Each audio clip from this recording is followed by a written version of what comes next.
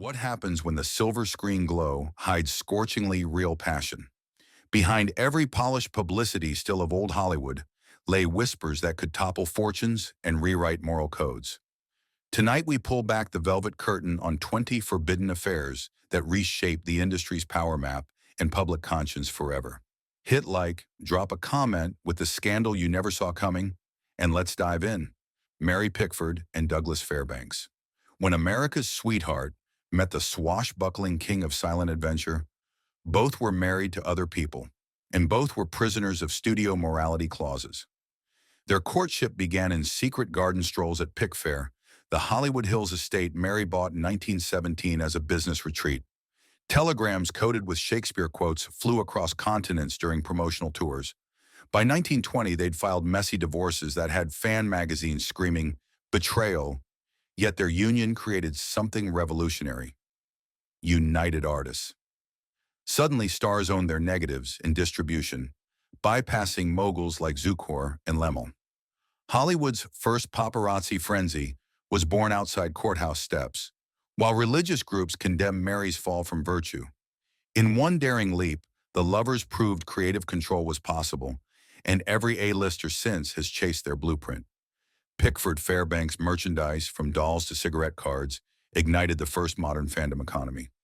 Studios responded by writing harsher morality clauses, but the audience had tasted real romance and demanded more authenticity. The couple's European tours turned film actors into global royalty, paving the road for today's red carpet diplomacy. Their affair blurred lines between personal and professional power, birthing the era of multi-hyphenate stars who negotiate profit shares, standard practice now.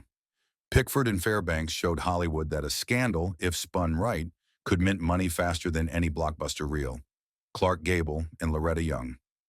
On a frozen Washington set in 1935, rugged Clark Gable warmed co-star Loretta Young in his trailer. The Catholic ingenue emerged pregnant. MGM's publicity machine moved faster than gossip columns. Young fell ill, sailed to England, and returned months later with an adopted baby named Judy. Gable paid secret child support through agents while maintaining his King of Hollywood image. Studio bosses feared that if the public learned their top earner had seduced an unmarried actress, censorship boards would hammer every future Gable release. The conspiracy forged Hollywood's long-standing handbook on crisis management: non-disclosure contracts, off-the-books payments, and staged adoptions. Luella Parsons and Hedda Hopper amplified coded rumors, marking gossip journalism as a weapons of leverage. Decades later, Judy Lewis publicly confronted her heritage, inspiring new conversations about studio-imposed morality and women's autonomy. Gable and Young's hidden child forced studios to refine the art of image craft, and every secret family scandal since owes its playbook to their silenced heartbreak. Ingrid Bergman and Roberto Rossellini. Bergman, the luminous Nordic saint of Casablanca, wrote one fan letter that detonated Capitol Hill. "I want to make a film with you," she told Italian neo-realist rebel Rossellini in 1948. Their on-set affair in Stromboli's volcanic ash left both marriages in ruins and produced a son born out of wedlock. American senators labeled Bergman an apostle of degradation, and theaters boycotted her films. She fled to Europe, while Hollywood executives panicked over lost box office gold. The scandal sparked nationwide debate on artistic freedom versus moral responsibility, accelerating the decline of the production code's strict grip. Bergman's ostracism birthed the concept of blacklisting for personal conduct, not politics, foreshadowing McCarthy-era purges. Yet her triumphant Oscar return in 1957's Anastasia proved audiences could forgive and even celebrate complex female narratives. The affair broadened Hollywood storytelling, making room for flawed heroines and international co-productions that dominate prestige cinema today. Elizabeth Taylor and Eddie Fisher. When Elizabeth Taylor's husband Mike Todd died in a plane crash, best friend Eddie Fisher arrived with tissues and never left. Their affair torpedoed Fisher's marriage to eternal girl next door Debbie Reynolds.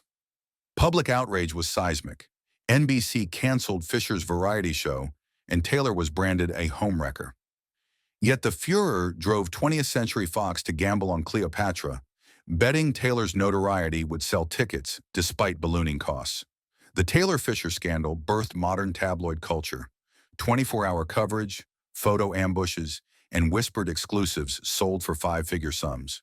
Studios realized a headline could market films better than any poster, ushering in the age of celebrity PR spin. Taylor's subsequent romances became serialized box office promotion, while Reynolds' sympathetic narrative launched the era of televised tell-all interviews. Hollywood learned that outrage, carefully packaged, could be its most profitable commodity. Katharine Hepburn and Spencer Tracy. Their love began on the 1942 set of Woman of the Year, yet Tracy, an Irish Catholic icon, refused divorce from his wife Louise. For 25 years, Hepburn accepted life in the shadows, separate hotel suites, coded phone calls, and quiet weekends at George Cukor's estate. Crew members knew to dim lights when Hepburn slipped into Tracy's dressing room after takes. Studios protected them because their on-screen chemistry minted millions, but parish priests threatened boycott if adultery became public. The clandestine romance modeled the studio-sanctioned open secret, teaching Hollywood to balance moral facades with profitable reality. Hepburn's stoic loyalty fed her screen persona of steely independence, shaping roles for generations of strong female leads. When Tracy died in 1967 and Hepburn finally spoke, audiences reevaluated notions of sanctified marriage versus authentic love, softening moralistic censorship and paving the way for films that explore unorthodox relationships without condemnation. Charlie Chaplin and Joan Barry. At 52, Chaplin seduced 22-year-old starlet Joan Barry, who later filed a paternity suit after he replaced her on Modern Times' follow-up Limelight. Despite blood tests excluding Chaplin, tests California refused to accept, the court forced him to pay child support. FBI Director J. Edgar Hoover weaponized the scandal, branding Chaplin a communist moral menace and revoking his re-entry visa in 1952. The trial advanced new headlines. Blood test and paternity suit became household phrases, embedding forensic science in public curiosity. More critically, it illustrated how political forces could hijack personal scandals to exile talent, foreshadowing today's cancel culture battles. In Exile, Chaplin created A King in New York, a satire that inspired filmmakers worldwide to critique authority through art. Hollywood, terrified of federal oversight, tightened morals clauses, while tabloids realized courtrooms were theaters as profitable as any studio lot. Errol, Flynn, and Beverly Adlin. By the late 1950s, swashbuckler Errol Flynn was aging, broke, and drinking hard when he began escorting 15-year-old dancer Beverly Adlin to nightclubs. Flynn forged documents to cast her in Too Much, Too Soon. Gossip columnists smelled blood. In 1959, he faced statutory rape whispers, yet dodged indictment through clever lawyering. Flynn died the same year in Adlin's arms, and her mother's expose, The Big Love, turned the affair into lurid bestseller territory. Flynn's scandal triggered California legislators to propose stricter child protection laws on film sets, a precursor to today's Coogan protections. Studios rewrote insurance clauses to vet actors' personal conduct, recognizing that off-screen behavior could bankrupt a production overnight. The press, emboldened, turned its lens on other predatory legends, unraveling the myth that charm excused misconduct. Hollywood's reckoning with underage exploitation began here, and its echoes still shape compliance training on every modern set. Lana Turner and Johnny Stompanato. Wrapped in mink and rumor, Lana Turner was MGM's Platinum Phoenix, always rising from heartbreak. In 1957, she met Johnny Stompanato, a handsome ex-Marine who doubled as mob boss Mickey Cohen's enforcer. Their romance flashed like neon. Caribbean getaways, jewelry bought with gambling cash, and bruises hidden beneath couture. Turner's Beverly Hills neighbors complained of midnight shouting and shattered glass. On April 4, 1958, Stompanato burst into Turner's bedroom, threatening her teenage daughter, Cheryl Crane. Scared and shaking, Cheryl plunged a kitchen knife into his chest. By dawn, journalists trampled Turner's rose bushes, hunting photographs of the blood-spattered carpet. The coroner's inquest, broadcast live, blurred courtroom and stage. Public sympathy for Turner rescued her fading career. Imitation of Life became a blockbuster as audiences crowded theaters to support Lana. Hollywood insurers added domestic violence clauses, and studios began hiring ex-cops as star bodyguards. The scandal also forced the Motion Picture Association to acknowledge organized crime's reach into Hollywood nightlife, triggering FBI surveillance of talent agencies. Turner's tragedy rewrote the limits of acceptable drama and proved that a woman's tears on the witness stand could outshine even Technicolor. Marilyn Monroe and President John F. Kennedy, May 19, 1962. Under a single spotlight in Madison Square Garden, Marilyn Monroe purred, "Happy birthday, Mr. President," wearing a dress sewn straight onto her skin. Behind that breathy greeting lurked more than flirtation. Secret Service logs reveal late-night visits to Fifth Avenue apartments and Palm Springs hideaways, while Monroe's therapists recorded her fear of becoming an inconvenient woman. Political aides panicked.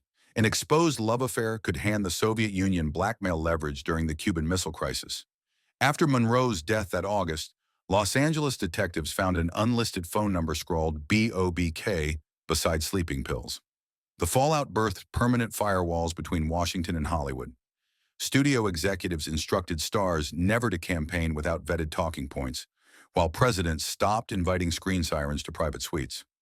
Paparazzi staked out the White House, inventing the modern political sex scandal beat that later ensnared Gary Hart and Bill Clinton.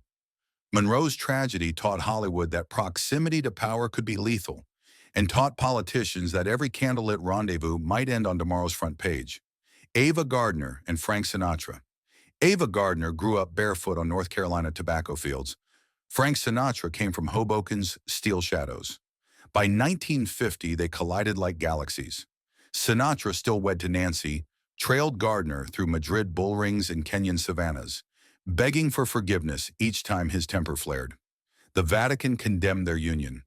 Gossip columnist Hedda Hopper called Gardner Hollywood's most beautiful homewrecker. When Sinatra attempted suicide in Wynn, Las Vegas after one breakup, neon lights dimmed in respect. Gardner secured him a role in From Here to Eternity by threatening Columbia's Harry Cohn with her own withdrawal. Sinatra's Oscar win rebuilt his career overnight. Their volatile affair made method acting machismo fashionable. Damaged heroes with bruised hearts replaced squeaky clean leading men. Record labels learned that personal scandal could spike album sales. Sinatra's torch songs climbed charts as headlines screamed. The couple's brawls inspired studios to invest in round-the-clock publicity handlers, precursors to today's crisis PR firms. Gardner and Sinatra proved that raw vulnerability sold tickets, and that celebrity heartbreak could transform artistic identity rather than destroy it. Rita Hayworth and Prince Ali Khan. In 1949, Rita Hayworth, Colombia's red-haired goddess, traded studio sets for European palaces after falling for Prince Ali Khan, heir to one of Islam's most influential dynasties. American columnists gasped, a twice-divorced pinup entering royal circles. The newlyweds rode Arabian stallions on the Riviera, yet Hayworth soon felt smothered by protocol. By year 2, she fled to Reno, citing mental cruelty. Custody battles over daughter Princess Yasmin stretched from Karachi courts to California tabloids. Hayworth's cross-continental dramedy introduced Hollywood to the concept of global soft power. Columbia Pictures leveraged her royal title to pre-sell films overseas, creating international distribution strategies that dominate modern box office calculus. Meanwhile, U.S. immigration officials rewrote spousal visa guidelines after political lobbying from Khan's lawyers. The affair also reframed star personas. Actresses could be both glamour and geopolitical intrigue, paving the way for Grace Kelly's fairy tale and today's influencer royalty crossovers. Gloria Swanson and Joseph P. Kennedy, senior silent-era titan Gloria Swanson, met tycoon Joe Kennedy in 1927 when her lavish film Queen Kelly was hemorrhaging money. Kennedy promised a financial lifeline, along with weekend trysts in rented Manhattan penthouses. He produced Swanson's talkie debut and funneled profits into building RKO Pictures. When gossip about their affair threatened his political aspirations, Kennedy pulled funding overnight, leaving Swanson stranded with debts and an unfinished epic. Their breakup underscored Wall Street's chokehold on dream factories. Studios began syndicating financing across multiple banks to avoid dependency on single moguls, birthing modern film fund structures. Swanson's financial collapse dramatized the peril of mixing romance and risk capital, a cautionary tale taught in every Hollywood producing class. Kennedy's maneuver further politicized studio money, foreshadowing congressional hearings into antitrust and foreign ownership. The line between bedroom and boardroom had never felt sharper. Joan Crawford and Clark Gable. From 1931's Possessed onward, MGM's reigning queen and king found any excuse for retakes that required passionate clinches.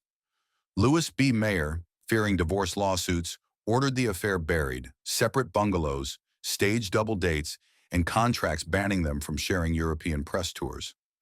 Crawford sewed a gold elephant charm inside Gable's jacket for luck. His wife discovered it, sparking years of icy premieres.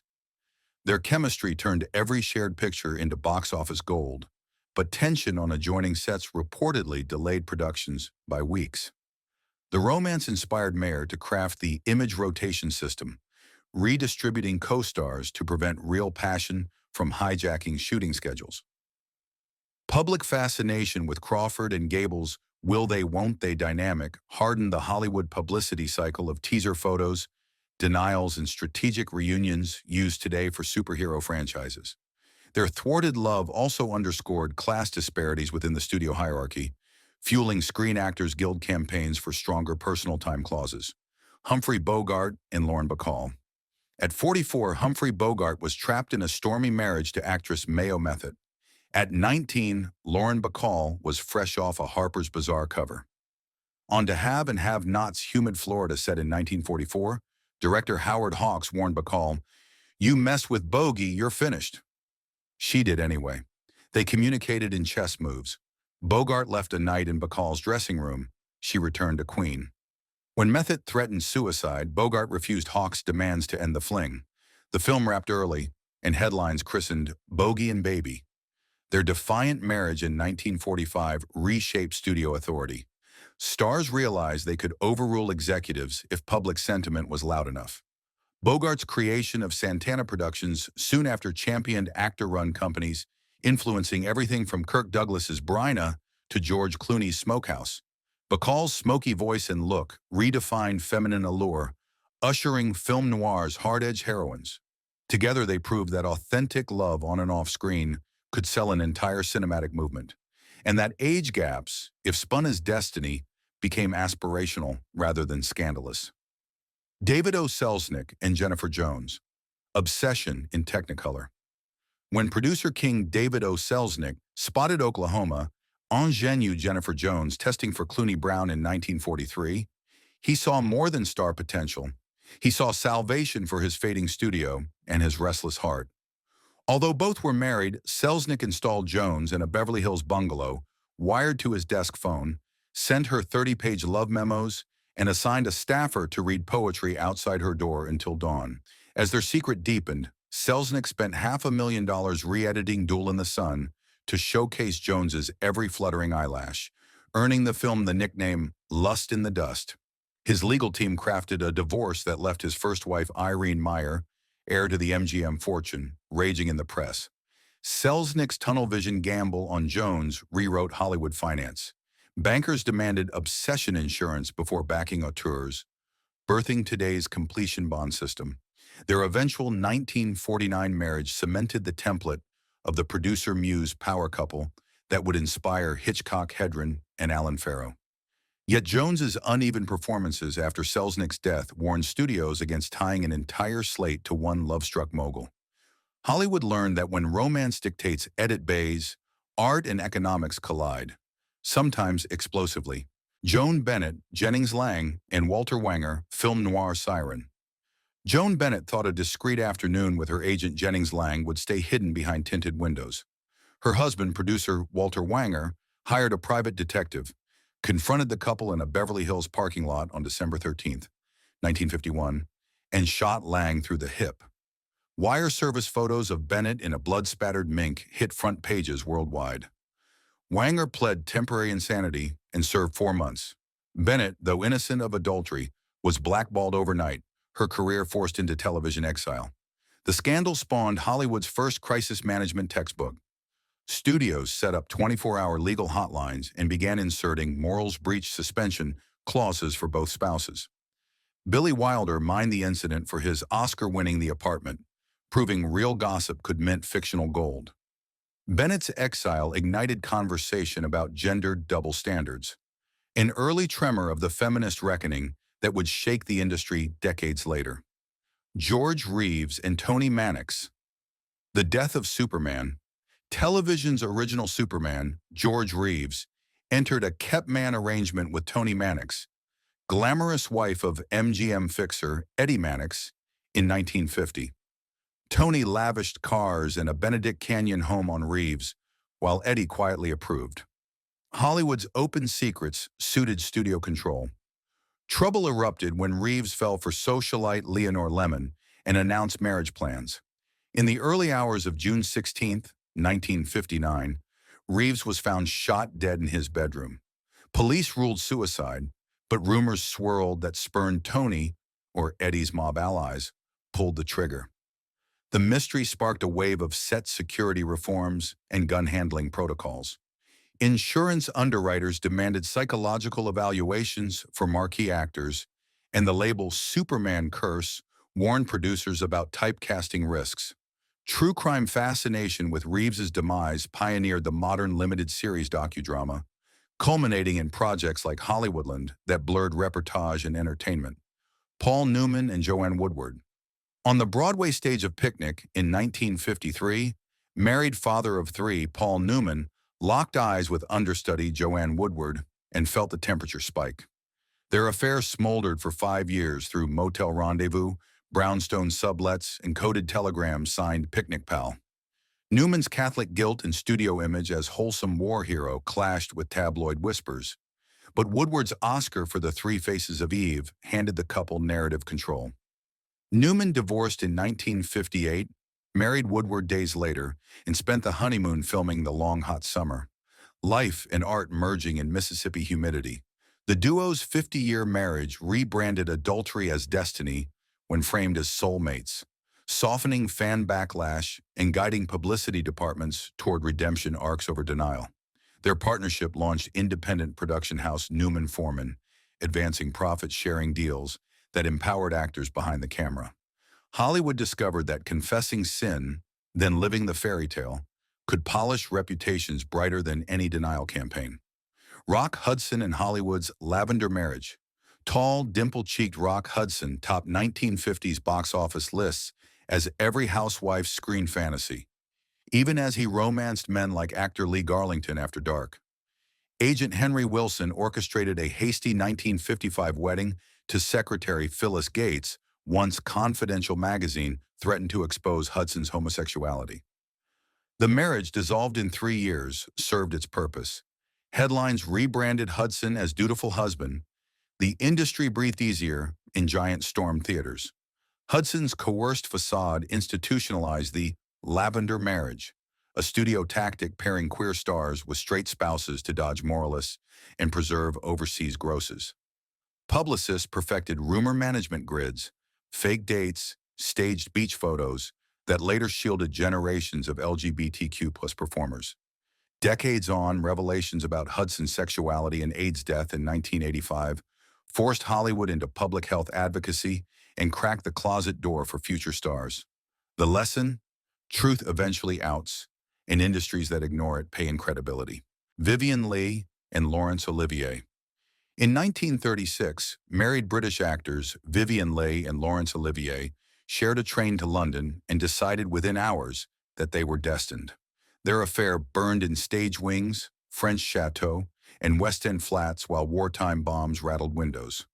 Hollywood moguls saw strategic advantage. Casting the illicit lovers opposite each other guaranteed explosive chemistry. Samuel Goldwyn bankrolled Wuthering Heights, and Selznick cast Leigh in Gone with the Wind after Olivier bragged about her Scarlet-level passion. Divorces in 1940 allowed a Santa Barbara wedding, but Leigh's bipolar swings and Olivier's jealousy turned their mansion, Notley Abbey, into Gothic theater. Their tempest convinced studios to insure productions against emotional hazards and inspired method directors to court real couples for heightened realism. Echoes felt in Burton Taylor casting 2 decades later. Press coverage of their battles birthed the international celebrity correspondent, embedding paparazzi on transatlantic flights. When the marriage collapsed in 1960, Hollywood learned that chemistry sells tickets, but also that conflating role and reality can devour both. Old Hollywood sparkled under arc lamps, but it was fueled by secrets whispered in curtained phone booths and coded telegrams. These 20 hidden affairs didn't just spice gossip. They rewired contracts, birthed crisis PR, reshaped censorship, and even rewrote the very stories the industry dared to film. Each stolen glance carved new power lines across studios and scandal sheets alike. If you found your jaw on the floor, hit like, share the shock with a friend, and subscribe for more stories that history tried to bury.